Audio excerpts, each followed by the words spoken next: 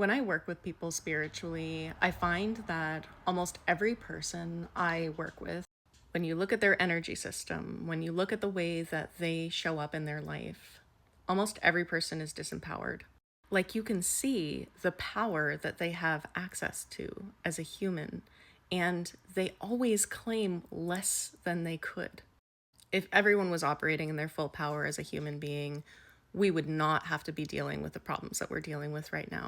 There is so much trauma done to our willpower and to our volition and our anger growing up. Don Miguel Ruiz writes about the domestication process in the Four Agreements. It is like the spirit of the human is broken so that they can go into the society and be constantly violated, so that they can export their power to outside authorities. There are four common ways that I see people disempowering themselves. Number one, I'm a child and I am incapable. Number two, I'm a victim and I'm being taken advantage of. Number three, I must trade my power for something that is more valuable to me, usually some kind of survival or financial aspect. And what I have experienced in the past is what I'm going to experience in the future, so I might as well not even try. And people will get angry at you when you try to empower them because they have a lot emotionally invested in the story about how they are powerless. And if they discovered that it was actually a story, it would mean that they lived their lives in service of something that didn't exist. So you find that people become very emotionally invested in making the story true. One reason that people get angry is that a lot of our healing culture right now directs people towards personal empowerment, and it is not correct to make every social problem a problem of individual healing, that, hey, if everybody healed, our society would be great. Telling the truth about those systems of capitalism and patriarchy is actually empowering for people because it removes the shame and the moral obligation that people have taken on to hurt themselves, to overwork themselves in order to be good enough for the system.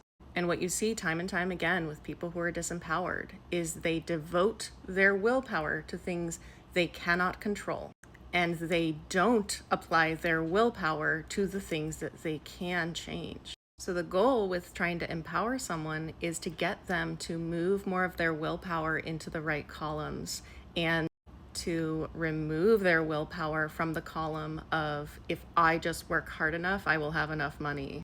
It is an act of resistance to be in your full power. And it often looks like confronting your fear stories head on. The disempowered belief is that I must work as hard as I can in order to get a pittance of money. And if I just do this long enough and violate my bodily energy long enough, it will pay off.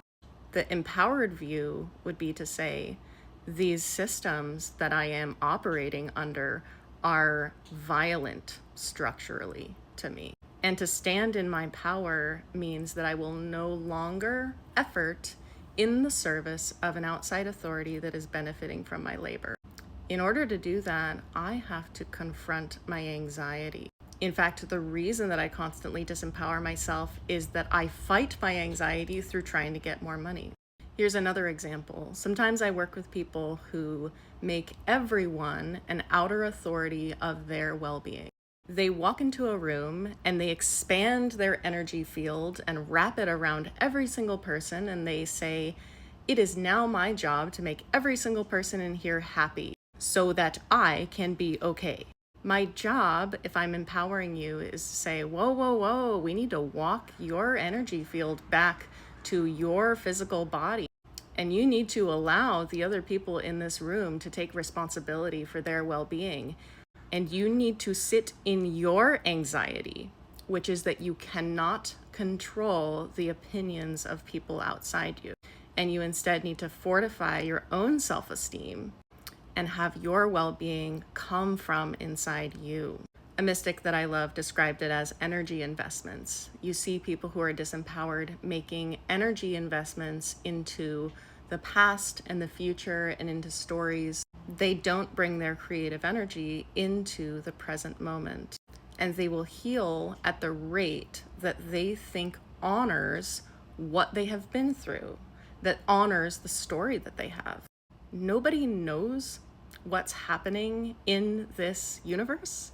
Nobody knows the absolute truth. So you get to make up whatever story you want. And it would be better if you could tell an empowering story.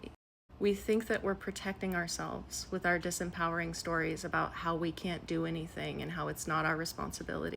But we're really just avoiding anxiety. We're avoiding a negative feeling. When you live in your full power, you don't have to avoid your negative feelings, which is why healing is powerful.